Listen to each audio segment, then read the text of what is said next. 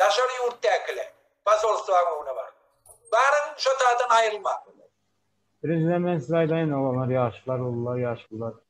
Diyece diyen adamın şeyle, o ya 1980-ci yılda yaş vaxtından başlat dine adamlara meçe verip, püşkürdük, olmadık zatları aydıp, adamları yola döküp, kan dökmeyen derdinde ongal bir adam. Bizim Türkmen devletimin Ermenistan'a, okupantlara neft, benzin ve soğuklandıran gaz vermek bile onun Azerbaycan'dan karşısına hareket etmene mümkünçülük görüyor. Ermenistan, Türkmenistan'dan ne alıyor? Dine çiğ mal alıyor, rezin alıyor, plasmas alıyor, trikotaj alıyor.